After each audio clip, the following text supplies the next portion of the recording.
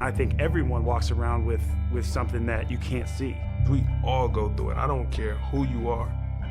I don't care who you are, man. The best thing that I did was to come out and say, hey, look, I need some help.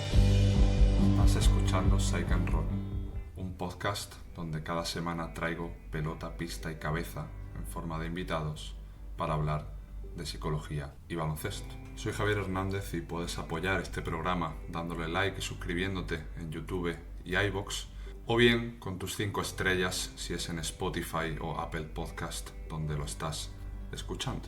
Y si esto de la psicología aplicada al barro de la pista te llama la atención, te dejo en la descripción un enlace donde puedes descargar gratuitamente mi manual con 10 más 1 maneras de entender tu psicología. Te mando un abrazo y que disfrutes de la charla.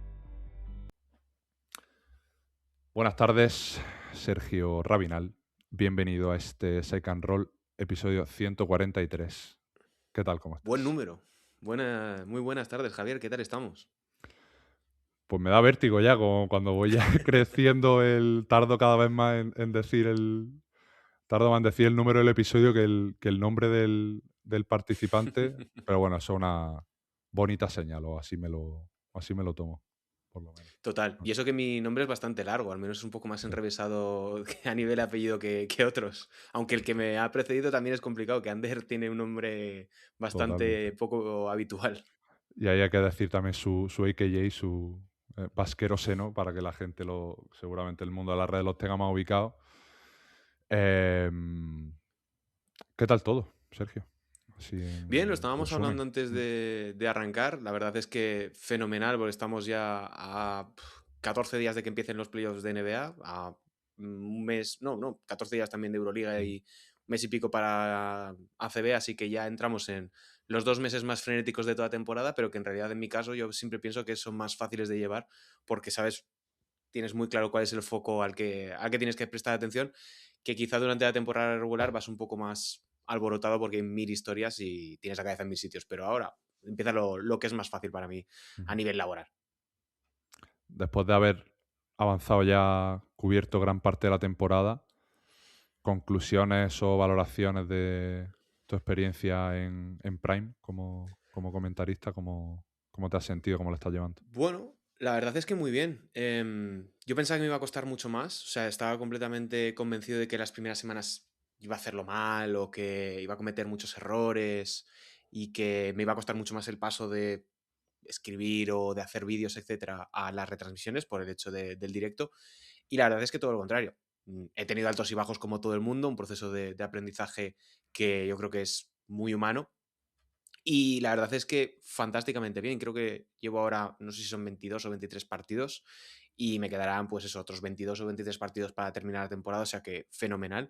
Y estoy muy contento, o sea, a nivel de estructura, pues está genial cómo lo tienen montado y que nos ha ido mucho a los que estamos, Andrés, Lalo, Ana y Marc, nos ayuda un montón toda la gente que hay alrededor para sacarlo adelante. Y a nivel de retransmisiones, pues están poniéndolo a veces más fácil, a veces menos fácil los equipos, depende un poco por la cantidad de bajas que hay.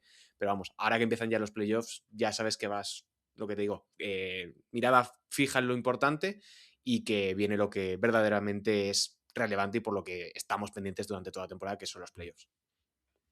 ¿Cómo te preparas un partido? Desde un punto de vista más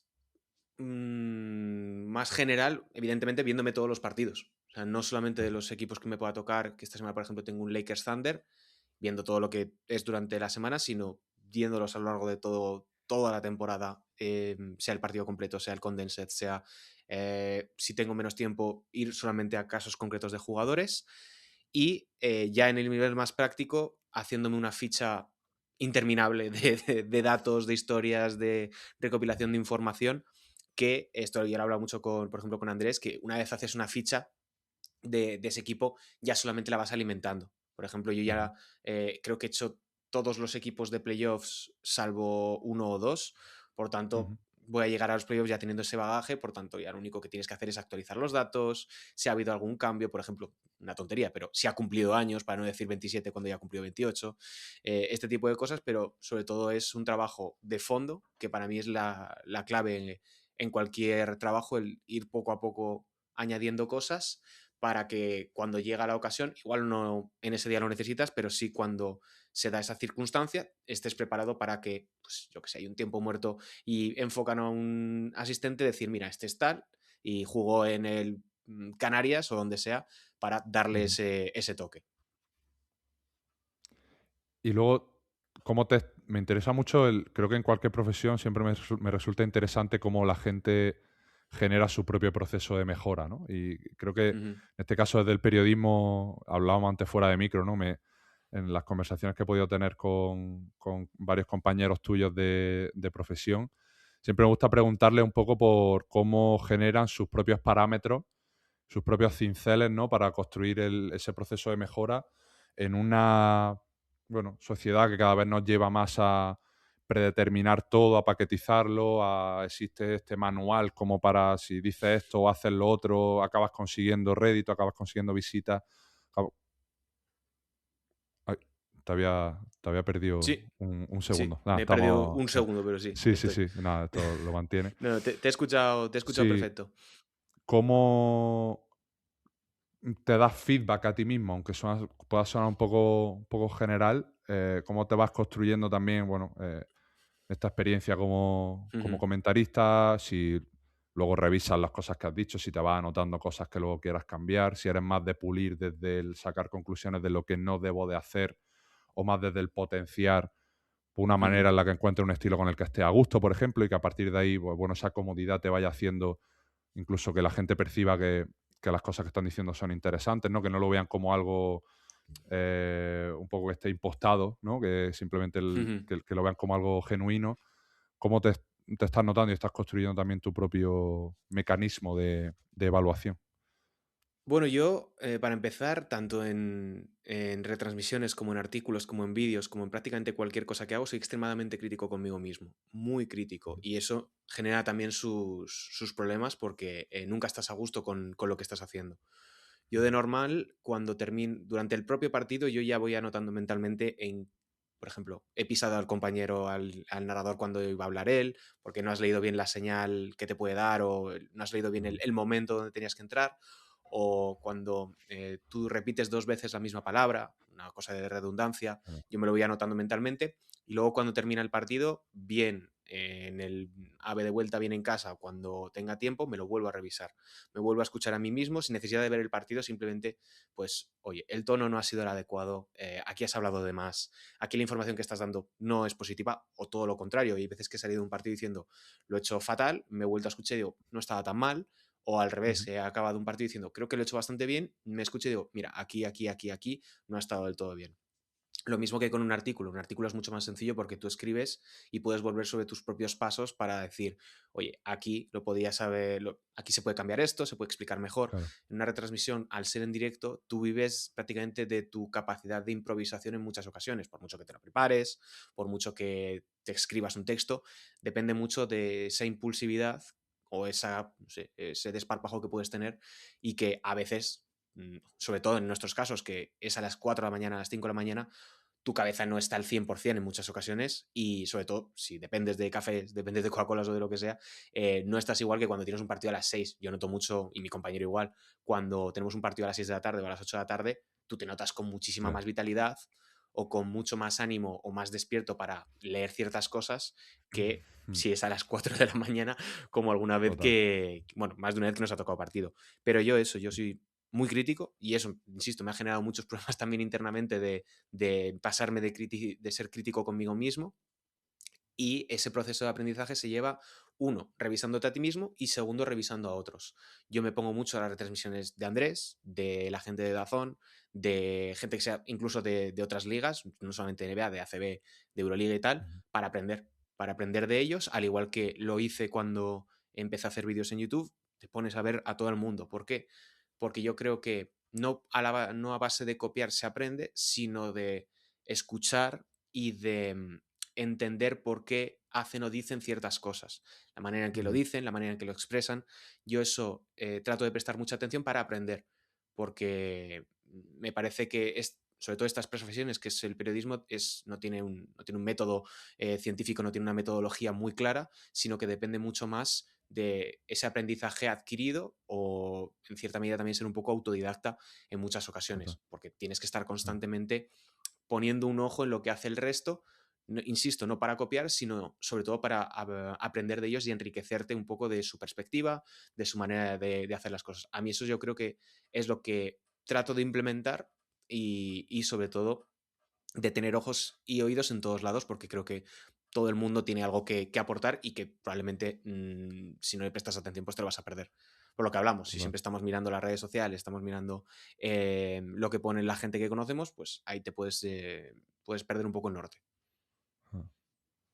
¿Crees que hasta cierto punto hay que mantenerse dubitativo sobre nuestras propias exposiciones? Es decir, siempre tener un punto de no acabar del todo a gusto con algo que hacemos, ¿no? Siempre que he hablado Mm, con periodistas que están más centrados en la parte de escritura, ¿no? Me comentan muchos que es prácticamente inviable que tú termines de escribir un texto y digas, ¡buah! Esto me ha quedado maravilloso, ¿no? Esto como Nada, es tengo imposible. compañeros, cuando trabajo con opositores, está como este mantra de si tú terminas un MIR o una oposición saliendo totalmente convencido de que te ha salido el mejor examen de tu vida, probablemente es que va a suspender, ¿no? O sea, como que siempre tienes que salir con una sensación de hay cosas que aquí hay que revisar, ¿no? Y Sí. creo que un poco esa incomodidad hasta cierto punto es un síntoma de que estamos evolucionando, ¿no? De que siempre Ujú. buscamos, hay que hacerlo sostenible, por supuesto, que es la parte más complicada para no pasarnos de esa barrera del criticismo con nosotros mismos, pero hasta cierto punto creo que hay que verlo como algo sano. No sé tú cómo te lo vas Sí, yo construyendo eso lo contigo aprendí mismo. cuando escribí el libro, Ujú, porque claro, cuando tú entregas un manuscrito dices, fantástico, ya está, ya he terminado de revisar todo. Y yo corrí el riesgo de volver a acudir al manuscrito y encontrar errores o encontrar puntos que no estaban del todo bien explicados. Y ahí, insisto, es un aprendizaje, porque no puedes buscar la perfección, no existe la perfección y hay que mm, abrazar los errores. Yo siempre creo que hay que abrazar del todo que te puedas equivocar, hay que abrazar que nada pueda salir extremadamente perfecto porque no le vas a gustar a nadie, a nadie, no, perdón, no le vas a gustar a todo el mundo, quería decir, y, ujú, y sobre todo porque siempre se puede mejorar. Y creo que es un proceso continuo, insisto, de aprendizaje y que sí que es cierto que en cierta medida puedes correr el riesgo de obsesionarte. Yo he tenido muchos problemas en ese sentido de obsesionarte demasiado con ciertas cosas que en profesiones como esta puede ser un problema si no sabes gestionarla de la manera correcta, sobre todo en el caso mío, cuando era más joven. Ahora ya tengo casi 30 años, ya lo gestionas mucho mejor que cuando tienes 22 o 23. ujú. ¿Algún ejemplo con algo que te obsesionara? Bueno, pues esto mismo, o sea, el tema del libro, el tema de buscar las últimas fuentes para encontrar la información precisa, no dar con la manera, o cuando, sobre todo cuando atraviesas un bloqueo de escritor, más que en vídeo y en retransmisiones es más difícil porque, insisto, tiene esa parte de improvisación que es Ujú, más natural.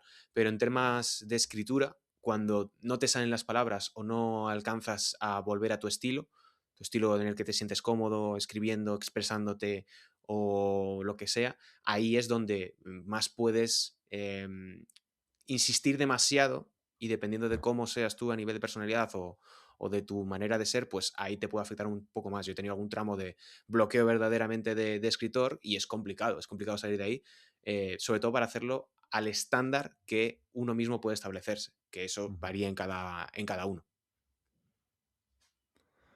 Leí a Gonzalo Vázquez un día que decía que el periodismo era darle voz a los ojos y es algo que me encantó. Porque también me pasa a mí en mi profesión, ¿no? Que muchas veces más que fijarme en lo que la persona me cuenta, me tengo que fijar en cómo me lo cuenta, ¿no? En los silencios, en la mirada.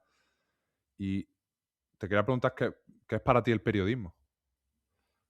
Bueno, debería ser una profesión que cumpliese una razón social. Idílicamente creo que esto es lo que se les enseña en las carreras a los que han estudiado periodismo. Yo estudié historia y ciencias políticas. Y creo que el periodismo debería, en cierta medida, y una de las funciones debe ser darle voz a los que no la tienen, o sobre todo ser quien contrasta la información. Esta es la mítica metáfora de si unos dicen que está lloviendo y otros dicen que no, el trabajo del periodista no es decir que unos dicen una cosa y otros dicen otra cosa, sino abrir la ventana y comprobar si efectivamente está lloviendo. Y en muchas ocasiones esto pues no ocurre, sobre todo en el mundo del deporte, que te lo decía antes, es un tipo de periodismo muy distinto al resto porque trabajamos fundamentalmente con resultados, con máximas, con extremos. Es decir, si tú ganas, eres mejor, si tú pierdes, eres el peor. Y esa escala de grises es muy difícil de encontrar en muchas ocasiones. La NBA en este caso sí que nos permite, como tienen es una competición tan grande y es una liga tan culturalmente importante, te permite llegar a muchos puntos de vista, a ser mucho más pragmático que en contraposición a una liga andesa, a una Euroliga, donde la adscripción del aficionado importa mucho más que, es decir, están mucho más unidos a un club que al general de una liga. Más allá de también las diferencias culturales que pueda haber entre el deporte estadounidense y el deporte europeo / español. Eso yo creo que es bastante importante porque los periodismos, hay mucha diferencia entre un periodismo cultural, entre un periodismo deportivo, entre un periodismo político o de tipo institucional. Creo que es difícil. Es difícil definirlo, ahora que te digo, es difícil. Para mí es inevitable no escarbar un poco en qué te llevó de estudiar historia y ciencias políticas a luego el trabajo de documentación, escritura, periodismo, si era algo que tenías claro y preferiste especializarte ahí para luego inclinarte más que algo que ahora encuentro que mucha gente dice, ¿no? Que el camino del periodista a veces es más de especializarse en algo primero y luego acabar siendo periodista de eso que directamente empezar por periodismo, ahora por cómo se ha difuminado un poco todas las Claro. carreras, que está todo mucho más abierto. No sé si fue así en tu caso, fue algo que de No, manera accidental se fue generando. un poco, en mi caso fue completamente aleatorio, en el sentido de que yo iba para historiador, yo quería sacar la carrera y terminar, hacer máster y hacer doctorado, y por diferentes cuestiones de la vida yo eché una oferta de trabajo que era para la web de la NBA en España. Sorprendentemente me cogieron y dije, bueno, pues estaba en tercero de carrera y dije, pues a tirar para adelante y hasta aquí hemos llegado. O sea, y es al revés, es el proceso de, a mí me gustaba mucho el baloncesto, ya era entrenador y escribía pero de manera completamente amateur. Sí que es cierto que hubo un momento en el que se puso un poquito la cosa más seria, en plan bien, y una cosa lleva a la otra. No hay una hoja de ruta que haya seguido, pero sí que es cierto que en el momento en el que entras dentro de este mundo, he tenido que ir definiendo un poco más hacia dónde quiero ir, cómo quiero ser, qué es lo que quiero, qué es lo que quiero que el resto piense de mí. Porque eso es también importante. Hay muchas maneras de, sobre todo a día de hoy en las redes sociales, de presentarte al mundo.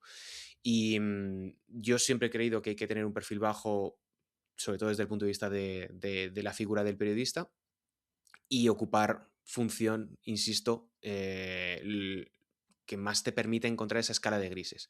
Y en mi caso, pues eso, fue más, insisto, más accidental que buscado, pero sí que es cierto que tal y como se está moviendo a día de hoy el sector, tiende mucho más el medio de comunicación a buscar un especialista en un área concreta que a alguien de carrera que pueda de repente un día escribirte un artículo de Carlos Alcaraz y al día siguiente una crónica parlamentaria. ¿Por qué? Porque casi ya no existen las redacciones tal y como las conocemos, fundamentalmente porque no hay recursos ni los medios quieren tener esos recursos económicos porque les es más barato tener a un autónomo y pagarle 50, 60 euros por un artículo que tener a alguien pagándole pues 1000 y pico, 1000, el dinero que sea. ¿Y cómo Y en intentas consecuencia, perdón, respetar sus derechos laborales. en última instancia? Por supuesto, un melón que no vamos a abrir. Ahora, por lo menos ahora, porque también me toca de manera directa y algo en lo que estoy bastante sensibilizado. Bueno, clínicas de psicología, porcentaje, en fin, hay ahí unas cuestiones que Claro. prefiero aprovecharte de otra manera y para enriquecerme de ti de otra forma, Sergio. Sí quería preguntarte eso, ¿cómo buscas presentarte al mundo? ¿Qué crees que es un poco lo que te diferencia o qué intentas también? Al final todos nos estamos vendiendo, entre comillas, de alguna manera en redes, la atención cada vez más escasa y peleamos mucho más para esos pequeños resquicios. ¿Qué intentas aportar tú o cómo te estás viendo en todo este camino Bueno, hasta ahora? yo trato siempre de... yo soy una persona bastante seria, digamos, a nivel profesional.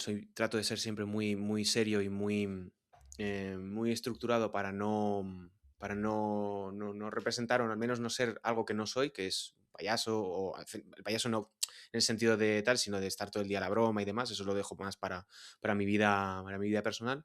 Y a nivel profesional siempre he intentado ofrecer esa visión más de experto, pero no desde un punto de vista, em, ¿cómo se dice? Como de venirte arriba, que no me sale la palabra ahora mismo, Ujú. de pedante, pedante. No desde un punto de vista pedante, sino de, mira, yo tengo este conocimiento, me gustaría compartirlo contigo de esta manera. Me gustaría ofrecerte esta perspectiva, que creo que perspectiva y pragmatismo es de lo más importante que siempre trato de aplicar a todo lo que hago Ujú. y no contribuir, porque no me siento cómodo, con esa manera de presentar la información siempre, sobre todo desde el punto de vista NBA, lo llevo a mi trabajo, a mi día a día, de el wow, la sorpresa, de mira qué es cosas más espectacular, Eh, porque al final eso contribuye a una manera de presentar tanto la información como lo que es la NBA, que conmigo no casa. Para mí la NBA y el baloncesto es algo muy serio y yo lo trato de explicar o lo trato de materializar de la manera más seria que yo considero. Insisto, desde un punto de vista del periodismo escrito es mucho más sencillo porque el texto te ofrece muchas más herramientas a la hora de expresarte mm, que un vídeo o un audio, al menos digo en mi caso, para otros será diferente, pero para mí el texto me ofrece un universo infinito de posibilidades a la hora de contar cualquier cosa y ahí yo siempre he intentado eso, ofrecer una visión seria y una visión lo más objetiva dentro de, entendiendo que la objetividad no existe, pero sí que existe cierta ecuanimidad entre las diferentes partes. Para mí eso es lo importante. Evidentemente yo os voy a tomar parte en algún momento por alguna cosa porque soy claro. humano, pero siempre intentar ser justo con ambas partes o con las Ujú. partes involucradas. Te quería trazar esto hacia el momento en el que se encuentra la NBA ahora y citaba el otro día unas declaraciones de Wemby Mm, que le preguntaban por lo que le había sorprendido más en su llegada a la NBA y que él hablaba de que, bueno, que él tenía como esta perspectiva desde fuera, de que la gente contaba por los típicos mitos de la NBA, de que nadie ujú. defiende, todos son triples, de toda esta historia. Y decías tú, desde mi punto de vista, de manera muy acertada, igual esta perspectiva tiene que ver con la cobertura que hacen los medios. Cabría preguntarse por qué muchos periodistas tienen la necesidad de desprestigiar constantemente la NBA para ensalzar sus ligas nacionales o continentales. Algo que me pregunto es por qué siempre existe como esta pelea de yo soy mejor que tú porque me gusta más la Euroliga que la NBA. Y para que defender que me guste más la Euroliga, tengo que decir que en la NBA no se defiende y que se tiran muchos triples y que es todo Pues unos contra unos, ¿no? Mm, Es, un, no. es una batalla que ya no pierdo ningún tipo de esfuerzo porque es falsa. O sea, es decir, es como si yo ahora de repente dijese que, claro, la ACB o la Euroliga son muy malas porque aquí solamente vienen los despojos de la NBA. Total. Claro, hay cierto punto de verdad, al igual que hay cierto punto de verdad en decir que la NBA solamente se tiran triples y solamente se juega uno por uno, pero es un Mm, reduccionismo que no ayuda en absoluto por lo mismo, porque volvemos a repetir mitos, repetir tópicos que no suman nada.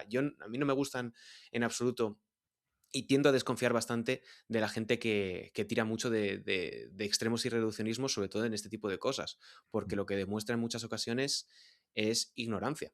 Ignorancia, además, manifiesta y parece que orgulloso. O sea, si alguien que en pleno 2026 te dice que la NBA solamente se tira en triples y no se defiende, al igual que alguien que te dice que la ACB o la Euroliga son aburridas porque no son capaces de meter 120 puntos por partido, pues es alguien que no está viendo las dos cosas, o sea, no tiene la perspectiva como para ofrecer una visión más acertada a la realidad o a lo que consideramos que puede ser la realidad de esas dos competiciones. Pero también tiene que ver con un punto de vista cultural, es decir, desde Europa hay un cierto punto de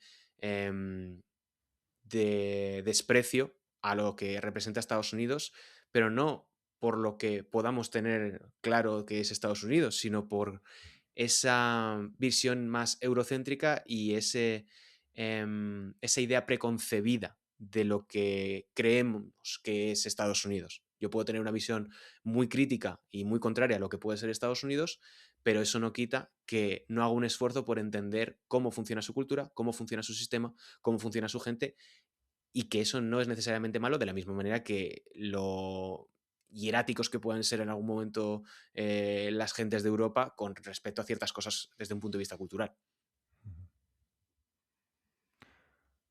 Y con todo lo que se genera en Twitter, sabiendo que muchas veces lo que triunfa es precisamente esta posición más beligerante, agresiva, Hmm. absolutista, polarizada, que construye muchas veces percepciones de la realidad que no son, cuando salimos y pisamos un poquito de césped, no son tan así, se construyen un poco estas cámaras de eco. Tú que por tu profesión tienes que beber mucho también de lo que se consume en Twitter, ¿cómo te discierne un poco en, bueno, saber que esto me está viniendo bien, pero tampoco caer un poco en la reacción apresurada, en también Sí, saber medir un poco esas cuestiones? ¿Cómo te relacionas con toda esta parte de Twitter que yo tanto daño y beneficio nos da a partes iguales a veces? con los años me he ido alejando. Me he ido alejando de las redes sociales, lo primero por una cuestión de salud, de decir, no me aporta nada estar aquí perdiendo el tiempo o compartiendo mi vida con gente que ni la conozco, o que vete tú a saber dónde va a acabar toda esa información que estás dando y para qué va a servir.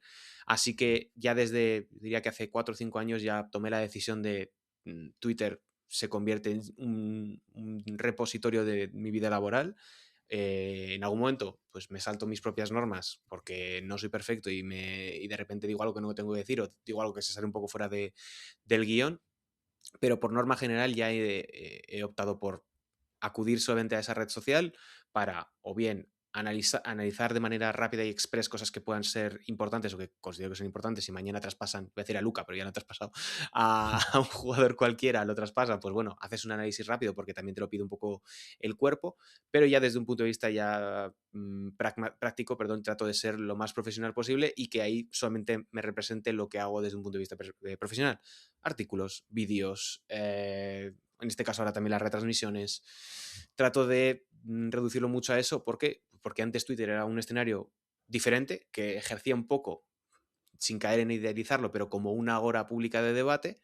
Y ahora mismo, pues con los diferentes cambios que ha habido en los últimos años, eso ya forma parte de un pasado muy, muy, muy remoto.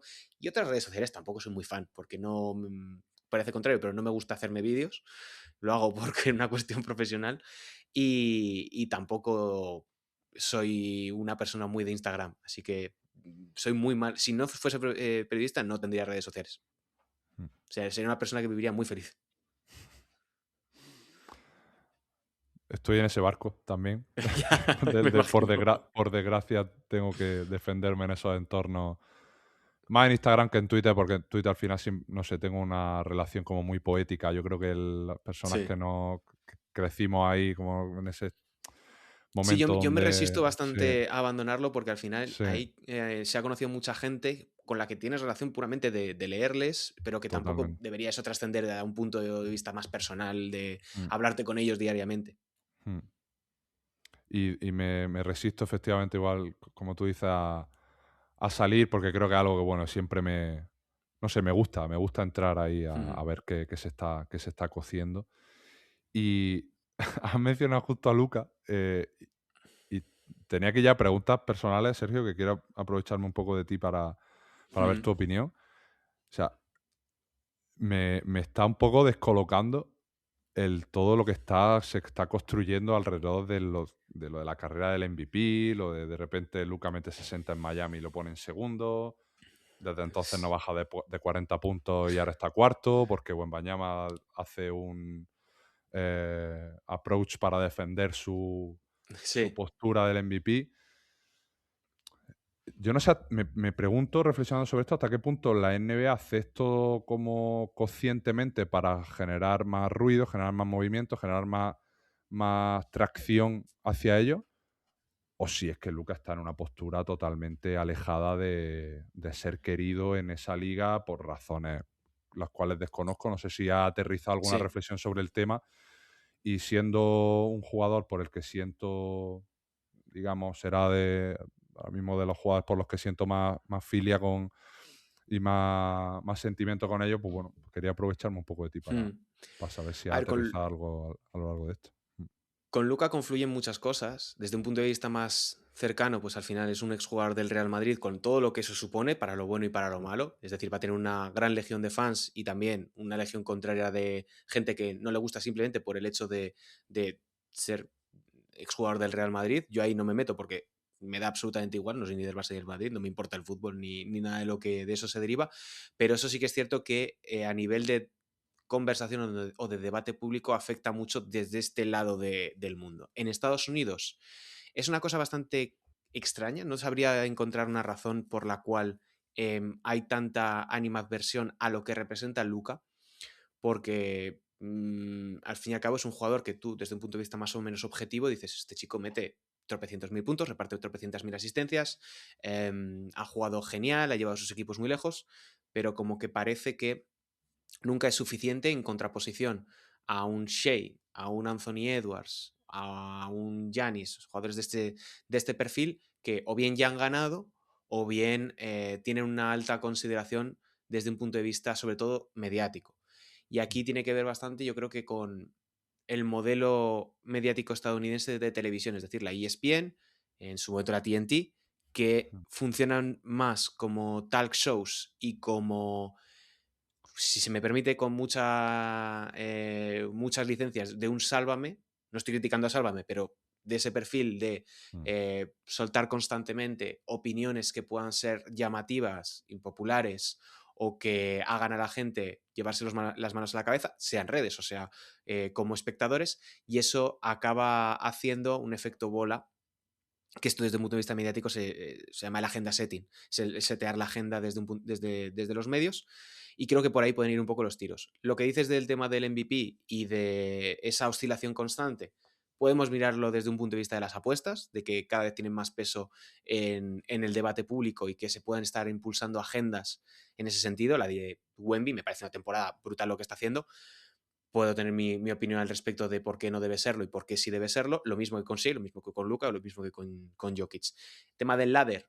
Yo he estado ahí dentro, yo he estado en NBA.com y los rankings del MVP fluctúan en función de lo que le apetece al redactor de turno. Y si hay una persona encargada de eso, depende un poco de la consistencia de ese mismo escritor. Yo en ese sentido, cuando me ha tocado hacer rankings de MVP, he mantenido una posición más o menos constante. Pero hay otros autores que no, y ya está, porque lo decía, escribía Alejandro Gaitán en su Substack, es que no hay metodología para responder a quién debe ser el MVP, cada uno tiene su propia manera de argumentarlo y me parece completamente legítima, pero sí que es cierto que la consideración de Luka, tanto a este lado del charco como en Estados Unidos, creo que difiere bastante con la realidad de lo que estamos viendo, que es un jugador absolutamente fenomenal, con sus altos y con sus bajos, porque no podemos olvidar también de que no es un jugador perfecto y está lejos de poder serlo. De todas maneras, como nos metemos demasiado, como que nos fusionamos demasiado con esa pelea de por qué debe ser el MVP el jugador que a mí me gusta más, y todo lo que no entre dentro de esos estándares, esos criterios de medición, ya no lo contamos. Y ahora, retomando esa parte del choque o el conflicto entre el baloncesto europeo y el norteamericano, creo que si no conseguimos hacer como un ejercicio de distanciamiento de todo eso, de que obviamente cada persona tendrá su favoritismo y, pues mira, pues yo a mí personalmente, si Luka Doncic eventualmente acaba ganando un anillo con los Lakers, pues yo seré muy feliz porque a mí me encantaría, pero también soy capaz de disfrutar de una buena run de los Nuggets si Jokic está espléndido. O sea, no me va a dejar a quitar disfrute el hecho de que no lo consiga. Y creo que mucha gente se impide disfrutar del deporte simplemente por fusionarse demasiado con esas Sí. opiniones. Perdón. Me sale ahora el ejemplo de los haters de LeBron, ¿no? De que sea un postureta. Tío, yo a veces lo pienso y me da cierta pena. Es como, hostia, te estás perdiendo a un deportista que seguramente no veamos a ver nada igual, ya no solo en el baloncesto, sino en ninguna disciplina más. Y no sé hasta qué punto también eso forma Yo te parte del diría, caldo de cultivo de estas cuestiones que se acaban construyendo aquí. yo te diría que como una de las consecuencias de que nos hayamos trasladado buena parte de los debates que podíamos tener con amigos al mundo de Internet, primero es que esa opinión queda reflejada en principio ad eternum. Por tanto, hasta el final de los tiempos va a quedar ahí escrita, salvo que la elimines. Y eso, más al modo de reflexión personal, creo que hace que nuestras posiciones sean mucho más estáticas e inamovibles de lo que podían ser en una conversación de barra de bar con un amigo o en donde sea. Y eso lo que hace es que tengas miedo a quedar retratado. Es decir, que Total. tú puedas desdecirte de algo que has dicho. Si hoy al mismo digo, Luka Doncic es un jugador terrible, nunca va a ganar un anillo porque no defiende bien. Y mañana, el día de mañana, se convierte en el mejor defensor y gana un anillo siendo tal, pues vas a quedar completamente expuesto y va a haber un señor que te aparezca diciéndote, esto has dicho tal y mira qué tonto es porque no supo verlo. Es el... No sé si eso de la cultura del zasca, pero es un término que detesto, pero creo que va un poco por ahí. Creo que hay que aprender aprender a equivocarse y a asumir que te puedes equivocar. Yo me he equivocado un montón con jugadores que pensaba que no iban a ser nada, o todo lo contrario, que pensaba que iban a romperla y han acabado en nada, o con equipos que Mm. dices, ostras, este año tiene muy buena pinta, y dices, uy, pues no, te has equivocado completamente en tu capacidad predictiva o analítica. Y creo que no pasa nada. El problema es que, claro, lo que decíamos antes, las redes sociales impulsan eso.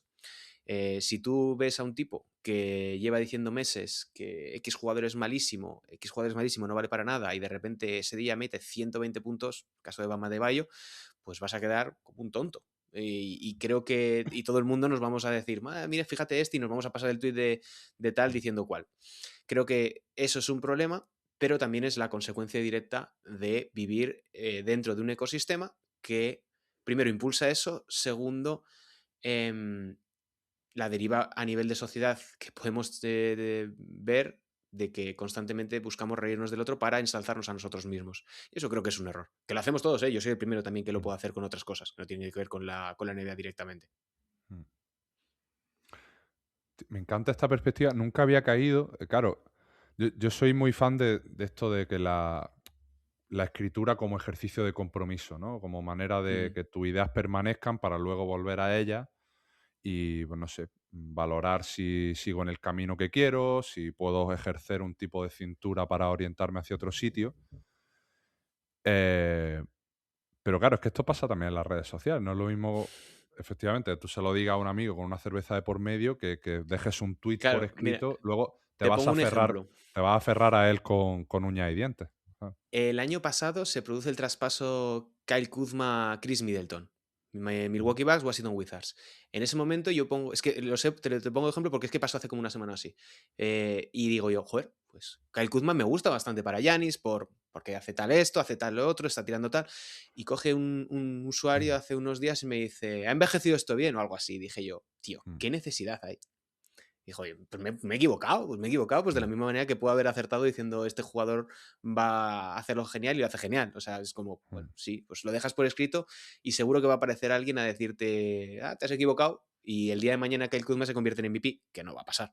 Pero es lo totalmente. que te digo, de repente te encuentras una mención de, te has equivocado, y es como, No, pues sí, me he equivocado, ¿qué pasa? No pasa nada. ah, ah. El baloncesto no es una ciencia y No, también las y ciencias se equivocan. 100%. 100%.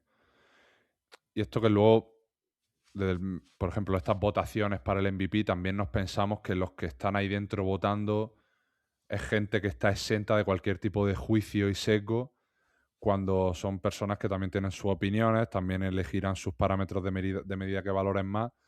Entonces, no sé, el mismo, tampoco hay que llegar a esos extremos, ¿no? Pero el mismo Matsula decía hace poco que, vamos, creo que anoche, que el Ujú. premio del entrenador del año, que básicamente, y perdonándome la expresión, que se la pela, ¿no? O sea, que, Sí, que lo Matsula ve es el como un mejor, Matsula es el Sí, mejor. a mí me encanta con esa naturalidad, esas opiniones tan salidas de lo paquetizado y de lo Es muy hermético. genuino. Sí, y todo eso soy muy fan, y mira que no puedo estar más lejos de que me gusten los Celtics, pero no sé, encuentro como en esa un poco de esperanza en esas cuestiones de que la Sí. gente no valore tanto el premio porque no dejan de ser, bueno, galardones que vienen por cuestiones, yéndonos más a tus filias personales, cuestiones históricas, cuestiones de narrativa, de cómo se ha construido el relato de ese jugador para que lo acabe Ujú. ganando y cómo otro año en el que a otro le pasa el mismo relato acaba siendo uno más potente que el suyo propio.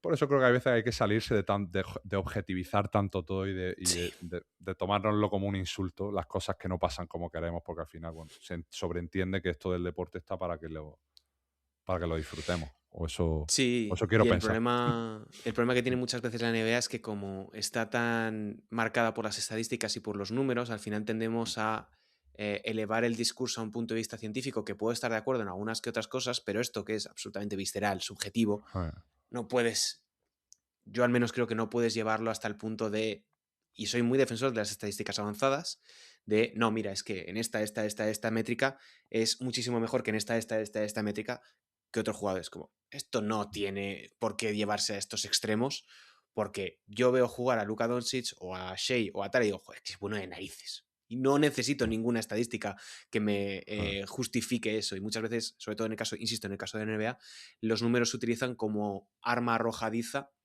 para sostener argumentos, cuando lo que sirven los números es para ofrecer una imagen o te abren una ventana a Sí. algo que quizá no estabas viendo con tus propios ojos, porque no te das Mm. cuenta, porque no tienes los ojos preparados o por la razón que sea. Y creo que ese es un mal uso de los números en muchas ocasiones, que ocurre mucho de nuevo por el tema de las redes sociales. Ah. Y que hasta Y que, por cierto ejemplo, en punto. el caso de la liga andesa no sucede. Nadie está Sí, diciendo, no, es que este jugador tiene un net rating de no sé cuántos para ya. desprestigiar a Marceliño Huertas. Mm. Hasta cierto punto, como que invalidan también la parte emocional Ujú. del baloncesto. O sea, ya no hablo hablo más del aficionado que del profesional que lo tiene que analizar, que se tiene que obligar, entre comillas, un poco a analizarlo desde esas perspectivas. Pero, hostia, si a mí me gusta, yo qué sé, pues dentro de 2 meses voy a ir a ver a Bad Bunny en Madrid. Ujú. Y yo no analizo sus canciones para ver por qué me gustan. Yo simplemente sé que lo llevo escuchando desde que sacó su primer disco y que cada vez que Claro. me pongo una canción suya accedo a unos estados emocionales que prácticamente ningún otro cantante me ha hecho experimentar. Y no te lo tengo que justificar con un análisis forense el por qué me siento así. Y creo que hasta cierto punto las cosas de las que disfrutamos más allá de la parte profesional, debemos de no preguntarnos tanto el, oye, ¿por qué a mí me encanta Luka Doncic? Más allá del hecho de que lo vea y me flipe las cosas que hacen y me parezca una absoluta barbaridad. Y creo que eso ya es argumento suficientemente válido como para mantener mi Claro. postura. O sea, no te tengo que explicar por qué sus 34 puntos por partido deben ser el parámetro al que agarrarnos para que sea MVP. Simplemente a mí me parece quedarme con eso y creo que a veces no hay que salirse más allá. Como que invalidamos esa parte emocional que creo que es un factor Sí, también determinante para construir sí, creo la que, opinión de cada y uno. tú lo sabrás evidentemente muchísimo mejor que yo, pero esta tendencia en los últimos años a este falso estoicismo tan mal interpretado desde el punto de vista Mm, filosófico y esa búsqueda constante de, no, mira, esta es la verdad de las cosas que te quieren hacer ocultar, que te quieren ocultar, creo que nos está impidiendo en muchas ocasiones poder, lo que dices, disfrutar de las cosas tal y mm, como son, de la música, del deporte, esto de buscar, o sea, mi trabajo evidentemente es ser lo más objetivo posible y ofrecer claro, la mejor información lo más filtrada posible. Pero un ciudadano de a pie no tiene por qué estar pendiente de esas cosas o no tiene por qué llevar sus discursos de esa manera. Tú te ves un partido y dices, es que este chico es bueno de pelotas y ya está, y mm, no te tienes que romper la cabeza. No, mira, es que como nadie juega, está en el percentil 77 de bloqueo directo, o lo que ya, dices de la música.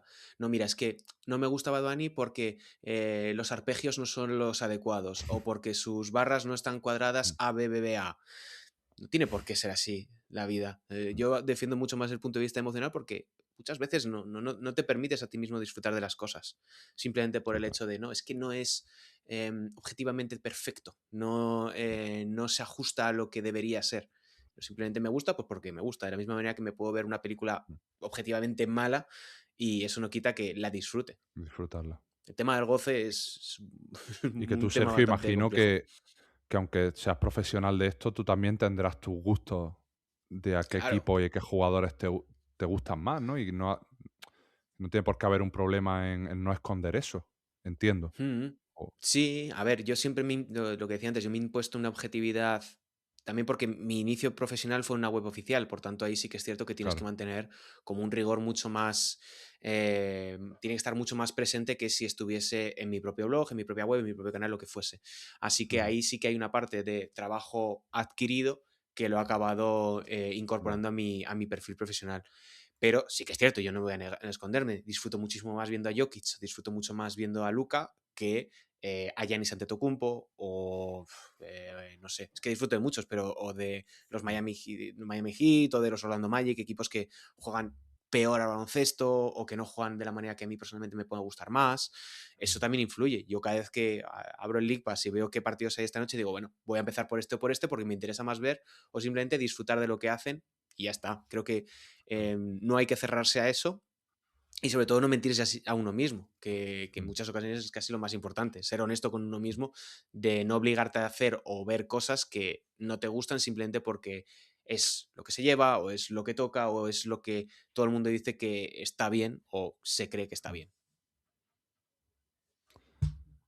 Yendo más hacia los jugadores, Sergio, hace poco, a raíz de lo que sucedió en el All-Star, con la pregunta que le hicieron a LeBron sobre qué le dirías a tus fans en Israel, Kyrie Irving llegando a la grada con la camiseta de Press, haciendo un poco a los honor. Ah, De mírala. hecho, mira, esta Hostia, es. la estaba Sí, viendo sí, y sí, sí. creía que era París del Paris Saint-Germain y No, no, no, no. no había No, no, visto no. Es que la se R la en vi a la. Kairi y dije, Sí. ostras, qué guapa, voy a mirar de dónde sale. Y dije, ostras, pues está aún mejor de lo que pensaba. Pues mira, luego me va a pasar el enlace por privado, Sí, luego te lo que paso. me mola además, me gusta incluso visualmente, más allá de todo el trasfondo. Y no sé, reflexionando en voz alta, que es un poco a lo que el objeto con el que utilizo la newsletter, más allá de vertir aquí mi opinión, esto obviamente es un podcast al que venimos a escuchar a ti. Sergio, yo te quería preguntar si tú trazas alguna línea para separar o no el artista de la obra en cuanto a jugadores se refiere y qué opinión te merece todas estas cuestiones de, bueno, en este caso de Bron, me parecería Sí. igual de lamentable que no supiera de las condiciones geopolíticas o del asunto geopolítico en ese momento, que el hecho de que no se haya mojado por no Ujú. decir algo que luego se le pudiera venir en contra. Entonces, sin necesidad de que entre en nombre o no, sí me gustaría saber hasta qué punto también como consumidores de todo este idolatrar a los deportistas que Ujú. tenemos, de simplemente lo adoro porque son buenos metiendo la pelotita por un aro, si no tenemos en cierta manera también una responsabilidad de preguntarnos por qué nos gustan tanto ciertas personas de las que realmente no sabemos absolutamente nada, sino que estamos haciendo asunciones, un poco tirando de efecto halo, que es Ujú. muy común en la psicología, de cómo a partir de una característica que yo estoy viendo, asumo ciertas cosas para reforzar el hecho de que esta persona me guste Sí. un poco haciendo honor a esta frase de no conozca a tu ídolo, ¿no? Porque te puedes encontrar a veces A ver, sorpresas desagradables. yo siempre he intentado no caer en idolatrar a nadie porque no va en mi personalidad y porque lo que decimos, te puedes decepcionar en muchas ocasiones. Sobre el caso de LeBron, creo que fueron unas declaraciones genéricas, que si le hubiesen preguntado por Francia hubiese dicho lo mismo, pero tiene más Ya. impacto por ser el país que es. Respecto a jugadores o entrenadores o personalidades que tienden a o meten la pata o directamente son cancelables por sus actitudes, posiciones, etcétera, tiendo a separar obra de artista, porque también sucede mucho en música en estos últimos tiempos, que quien creías Mm, que iba por un lado acaba pasando todo lo contrario, pero sobre todo en los casos más graves, si es muy, muy grave, tiendo a obviar que existen esas personas, por una cuestión de que por mucho que yo pueda separar obra y artista, hay ciertas líneas rojas que uno no puede mm, asumir. Y creo que es importante entender que no puedes establecer un parámetro único, es decir, no puedo siempre separo obra y artista, siempre estoy de acuerdo con lo que diga el artista o todo lo contrario. Creo en ese sentido que hay que encontrar un punto medio, entendiendo que no existe el punto medio. Ahora bien, un deportista, al igual que un cantante, no debe ser una figura de referencia a nivel moral perdón, a nivel social. Es decir, que un jugador diga algo desde un punto de vista político, pues me parece fenomenal, pero no tiene que ser la vara con la que medimos nada. Es decir, eso no debe ser nuestro referente ni nuestra guía moral en ese sentido. Que Jaylen Brown, que Kareem Abdul-Jabbar, que Bill Russell se expresen desde un punto de vista político es fenomenal, porque puede motivar, que puede inspirar a mucha gente, pero también que haya un jugador que decida, oye, yo en estos berenjenales no me meto por las consecuencias que puede tener, me parece incluso aún más legítimo. Otra cosa es el que dice, no, yo de esto no entiendo. Ahí es otro tema, es decir, yo me hago el tonto en esto.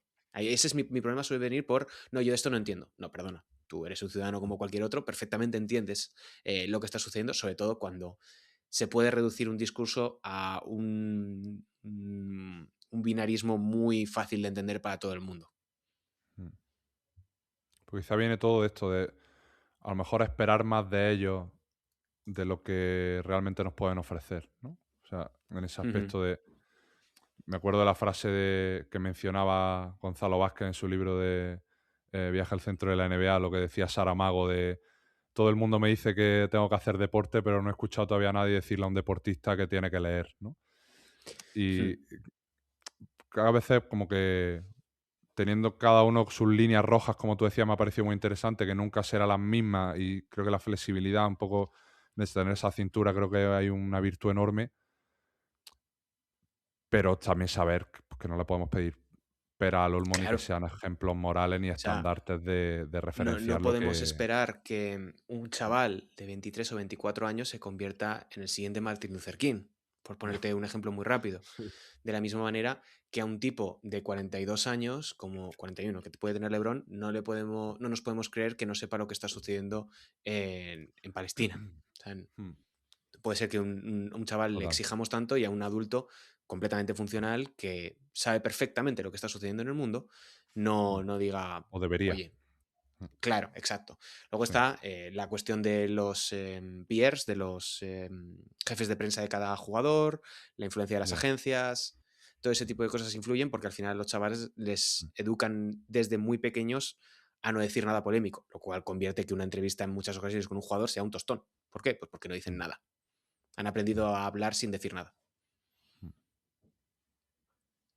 De todas maneras, la NBA por lo menos yo la envidio desde el punto de vista comunicativo, porque creo que en la ACB se está tendiendo más a futbolizar la parte comunicativa, a Puede ser. cerrarlo, a ponerlo. Y en la NBA todavía, vamos, encuentro resquicios de jugadores que dicen lo que piensan o que. O sea, para mí es inviable que se haga algo parecido a lo que tienen LeBron y Steve Nash en la ACB. O que Yo, un yo jugador he de de decir ACB que se abra un podcast o que, no sé. sí, yo eso lo he intentado. He de decirte que he intentado mover algún que otro formato en ese sentido y no ha salido posible. No por nos de ningún lado, sino porque no ha acabado Sí, surgiendo la ocasión. Pero yo creo que todo ese tipo de cosas a mí me parece fenomenal. O sea, yo creo que los sí, jugadores deberían tener sus espacios para poder expresarse con sí. toda la naturalidad del mundo. Y creo que es positivo para todo el mundo, sobre todo desde un punto de vista de que la gente conozca a un jugador de la liga andesa. Que ese es el principal Total. problema. Que mm, No no los puede conocen. ser que se conozca más a un Dylan Harper que a un Santi Justa, que es el máximo anotador español este año en Liga Andesa. Y el otro es el número 2 del draft, fenomenal, pero que este muchacho está aquí. Total. Fue contigo, sí, fue contigo, Sergio, que tú compartiste el vídeo este de un jugador de la Euroliga que se había abierto un canal de YouTube Sí, como analizando Elijah los partidos. Bryan, Elijah Bryan. Sí.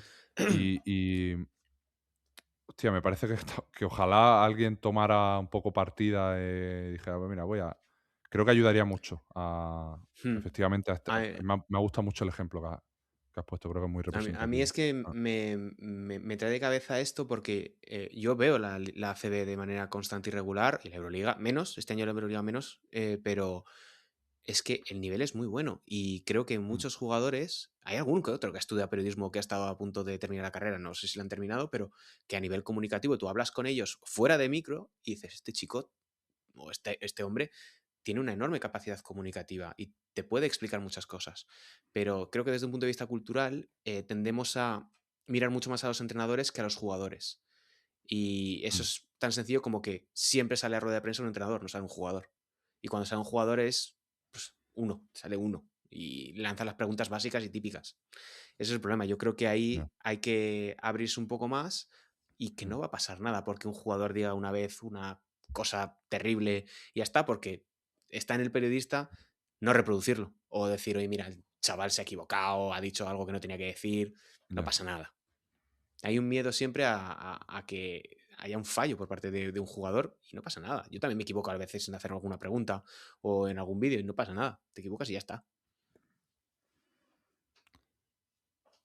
Y tirando ya más hacia la parte de NBA, ¿qué opinión te merece un poco esa laxitud con la que abordan ciertas temáticas, ¿no? Salía hoy lo de Mm. Ivy con los Bulls, que ha sido cortado por estos Uf. vídeos tan, decir desafortunado sería un eufemismo de otras muchas cosas en las que no voy a entrar ahora mismo, pero em, honestamente me genera curiosidad como un poco esa vara de medir que no están tan lejos esos vídeos de Michael Porter Jr. en verano cuando le preguntaba, no sé quién fue, que él qué haría si su hijo fuera homosexual, ¿no? Y como que tuvo Sí, una reacción, o sea, me voy acordando de casos y ya si nos metemos en la parte sí. de Hay casos para apuestas. aburrir. Mm, mm, Ahí he de decirte que la NBA tiene un problema desde prácticamente su propia fundación, que es a los grandes no se les toca, pero al mm, pequeño sirve de ejemplo para el resto.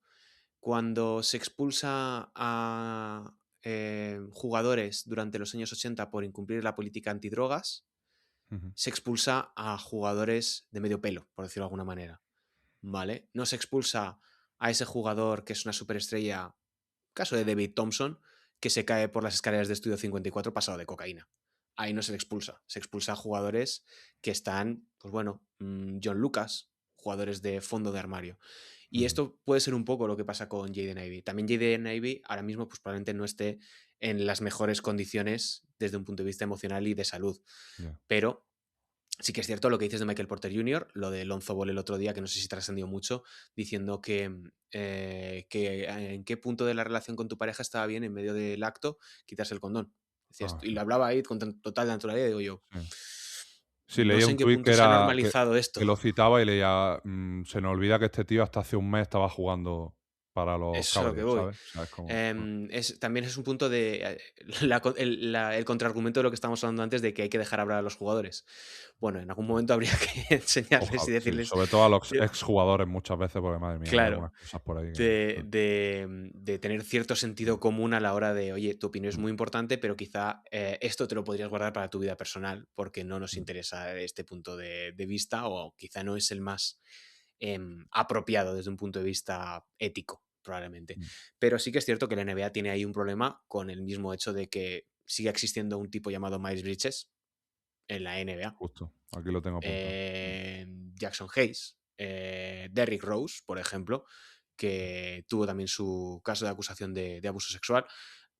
Hasta hace 4 días Chauncey Billups, por el caso del 98 cuando estaba en los Celtics. Es que hay casos para aburrir. Y es un escenario complicado de gestionar porque si bien no hay en muchas ocasiones sentencia judicial, que es con lo que opera muchas veces la NBA. En otras se les olvida la sentencia judicial y operan de manera directa, Ya, de oficio, por decirlo de alguna manera. No sé cómo expresarlo. ajá. Es una dualidad muy difícil de combinar y que es lo complejo que tiene esto y al mismo tiempo es para darse con un canto en los dientes porque no somos la NFL, Estoy que es totalmente muchísimo fuera, es peor. muchísimo peor, imagino, por Es cómo lo has muchísimo dicho. peor, es Vale, muchísimo peor. ya. Claro, NFL o cualquier otra Sí. competición estadounidense en ese Ah. sentido. Pero ahí, Sergio, me entra la duda, ¿quién toma la decisión? Porque aquí ha sido una cuestión unilateral de los Bulls o entra la NBA Sí, a decirle que ese jugador los, eso puede los hacerlo, equipos, sí. aunque el club, por ejemplo, con Miles Bridges, la NBA podría haberle dicho a los Charlotte que este tío ni de coña en la liga y a tomar por culo, o tienen que ponerse de Desde un punto acuerdo. de vista normativo, un equipo puede echar a cualquier jugador sin necesidad de aducir nada. Imagino, O sea, esto en imagino. este caso es por una cuestión de conducta detrimental para el equipo, conducta negativa para el equipo, pero podrían haberlo hecho simplemente porque no les apetece tenerlo, como pueden cortar mañana a cualquier jugador. En el caso de Miles Bridges, no pueden hacerlo porque eso podría llevar a la liga, por ejemplo, a casos previos que han tenido de vetos y Ujú. les pueden acusar el jugador puede acusarles desde un punto de vista por las leyes de monopolio, que es una cosa loquísima, que no es la primera vez que pasa en la historia de la NBA. Pero sí que es cierto que podrían hacerlo de manera más opaca, cosa que también ha sucedido con otros jugadores, de repente tienes las puertas cerradas a entrar otra vez en la competición y no hay ninguna razón por la cual no hay ningún comunicado, no hay ninguna decisión, pero simplemente es un acuerdo tácito entre todas las partes de la NBA. Pero es muy complicado porque ahora mismo la NBA sobre todo funciona desde un punto de vista legal. Si es legal, es decir, si no hay sentencia, adelante. Y si la sentencia se ha cumplido, adelante. Luego está la cuestión de las apuestas, que ahí sí que son mucho más tajantes y severos porque afecta a la propia dinámica del juego, a la propia dinámica del ganar-perder. Mientras que dejar en el hospital a tu pareja o expareja, pues bueno, tiene su contrapartida civil. Y una vez superado el arreglo civil, puedes volver a tu vida NBA. Lo de la apuesta salvo con Giannis, claro. Claro, pero es que con Giannis sí que pueden, porque lo aprobaron en el último convenio colectivo. Él simplemente ha comprado una participación en una empresa. Vale. Y al mismo tiempo es una empresa que no está regulada por las apuestas, porque son de mercados predictivos, que es un quilombo por abrir Ya. todavía. Ok. Ese es un tema horrible y que va a ser la siguiente barrera, que afortunadamente creo que en España están prohibidos los mercados predictivos. Esto de Pero ya opacar, encontrarán alguna manera de entrar. seguro. Esto de opacar, un ejemplo puede ser Michael Beasley el verano pasado. O. Malik Beasley, sí, puede ser, Perdón, puede Malik ser. Beasley, Sí, sí. sí, sí, sí. Bueno, Michael Beasley Sí, también sí, sí, también es perdón, me muy bueno iba en ese sentido. Sí, el pero que jugó en mira, los el de Pistons Malik la temporada Beasley, pasada, sí, perdón. Malik Beasley es un muy buen ejemplo de... ¿Él está siendo investigado? Creo recordar que no. Creo que todos sus problemas legales ya han sido resueltos o están por resolverse. Caso de Terry Rozier, ahora mismo su contrato está en suspenso por el hecho de que está siendo investigado legalmente, pero no hay sentencia firme. Está ahí en una especie de limbo. Es complicado y creo que aplica muchas ocasiones a casos particulares. Por ejemplo, O.J. Mayo, creo que fue en el verano de 2018, es suspendido por dar positivo en un control de drogas y creo que tenía 32 o 33 años y no ha vuelto a pisar la NBA, pero el tipo ha seguido jugando a baloncesto. Y con otros casos similares. Hay casos para aburrir de haber incumplido la política antidrogas, que estés vetado durante un tiempo, o siguiendo las normas, pero luego puedes pedir la reinserción. Y hay jugadores que lo piden y hay jugadores que se la conceden y otros que se la conceden y nunca vuelven, porque dicen los equipos, no me fío de él, habladurías o informaciones internas. Sergio, por tocar un último tema, ya Ujú. saliéndome de parte NBA, que te seguiría preguntando millones de cosas, pero sabes que aquí también me gusta hablar de cosas que no tengan que ver con el baloncesto a priori, porque sí hay una parte que sí, pero volviendo a tu faceta como estudiante de historia, ciencias políticas, historiador y demás, Sí. ¿qué crees que nos puede aportar o cómo consideras tú que nos deberíamos de acercar desde una postura curiosa y exploradora a todo lo que tenemos ahora mismo documentado a través de libros, de manuales? O sea, ¿cómo consideras tú o cómo has construido tú tu relación con la historia y Sí. cómo crees que, bueno, que opinas o juzgas que las personas también deberíamos de hacer como un poco este Yo proceso creo que la para investigar curiosidad, más sobre eso? yo creo que la curiosidad genuina debe estar siempre ahí. Es decir, yo cada vez que me he centrado, yo me he centrado sobre todo desde el punto de vista de Yugoslavia, de los Balcanes y de la historia cultural y la historia desde un punto de vista más sociológico de la etnia y de los grupos nacionales y de identidad. Esto no es para todo el mundo, evidentemente, pero sí que es cierto que creo que la curiosidad, sobre todo en el punto de vista desde el aplicado a la historia, es el motor que te ha de mover cuando tú quieres abordar esta disciplina. ¿Por qué? Porque quieres saber, por el simple hecho del deseo de conocer más y conocer más y conocer más, hasta que satisfagas un poco ese deseo o se acabe esa llama interna que puedas tener tú desde un punto de vista académico o simplemente por una cuestión de aficionado. Los mejores historiadores no tienen por qué ser aquellos que han estudiado la carrera, de la misma manera que los mejores periodistas no tienen por qué ser los quienes hayan estudiado esa carrera. En otras circunstancias, en otras disciplinas, evidentemente sí. Un mejor médico probablemente no vaya a ser alguien que haya estudiado jardinería, por poner un ejemplo rápido. Pero yo siempre recomiendo, en ese sentido, acudir a aquello que como si que te pique. O sea, si te Ujú. interesa el Imperio Otomano, pues igual Wikipedia es la mejor manera de acercarte a ello. Y luego vas a las referencias y acudes a un libro. Y de ese libro igual vas a una novela y vas sumando poco a poco.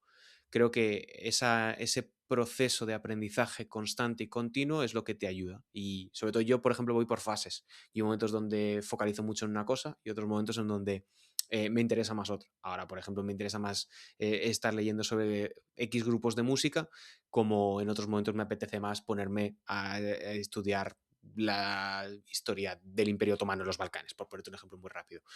Ujú. Y, y la ciencia política, pues 3/4 de lo mismo. Hay ensayos para todo. Hay autores más accesibles, hay autores más complicados, pues como en otras ramas de la filosofía o del pensamiento. También depende un poco de cada uno. Y yo voy muy, insisto, yo voy mucho por fases, voy mucho por oleajes y en función también del tiempo que tienes vas mirando más o más, mirando menos de un punto o de otro. Pero eso, yo creo que cualquier aprendizaje es bueno y cualquier fuente es buena, siempre y cuando tengamos en cuenta cuál es la fuente y de dónde viene esa información. Es decir, Claro. no me sirve que de repente le preguntes a ChatGPT que te cuente algo porque puede estar muy sesgado o puede no ser correcto. Pero Mm. ahí depende también de cada uno la aproximación que quiera hacer a estas cuestiones. Si te lees un libro de teoría de la historia, pues probablemente te vayas a acabar aburriendo porque no es lo que estás buscando en ese momento. Claro.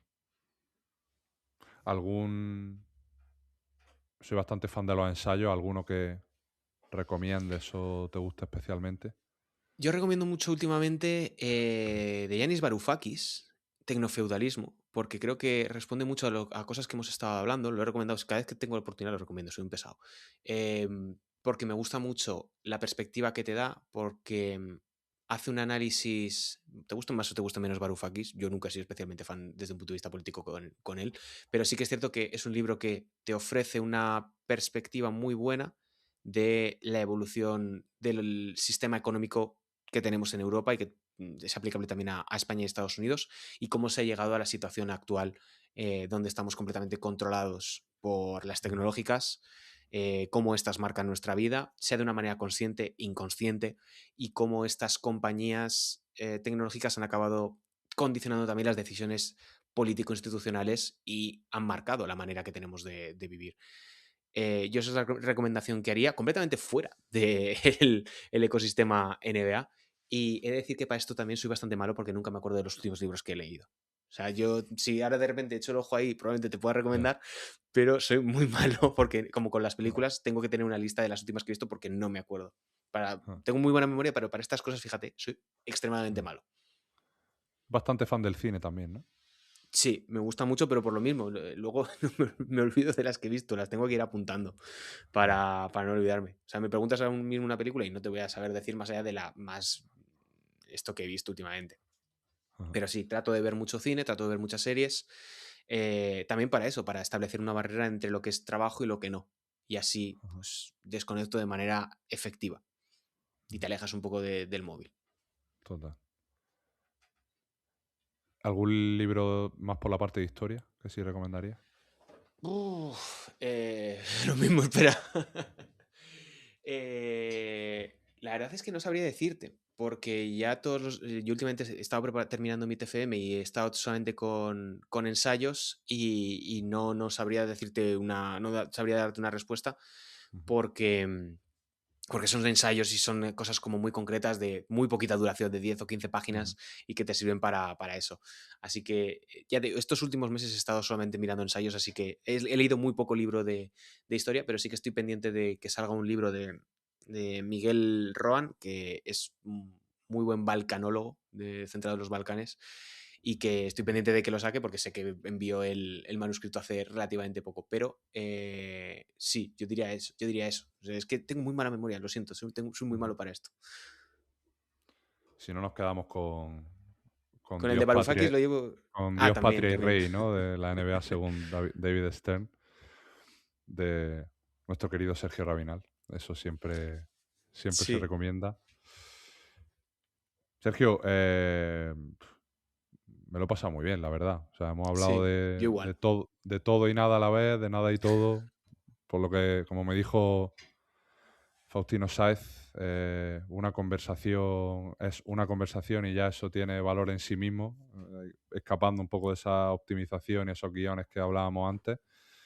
Me lo he pasado que te cagas escuchándote y espero que haya sido recíproco y te Ujú. dejo el micrófono más que abierto para que concluyas y cierres este episodio 143.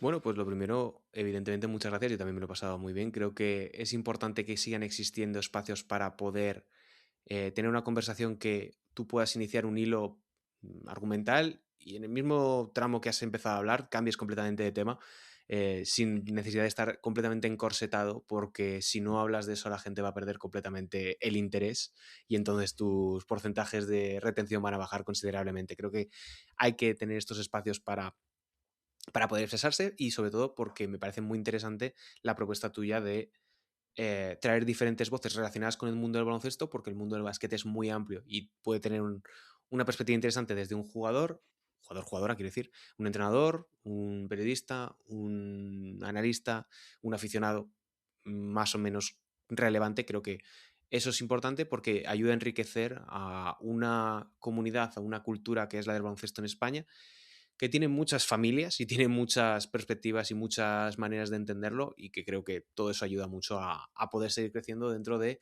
lo pequeños y minoritarios que podemos ser en algunas ocasiones en el baloncesto, dentro del enorme mar de oferta cultural que existe ahora mismo. No sé si oferta cultural sería lo apropiado, también te digo. Never be ashamed of wanting to be a better you. Period.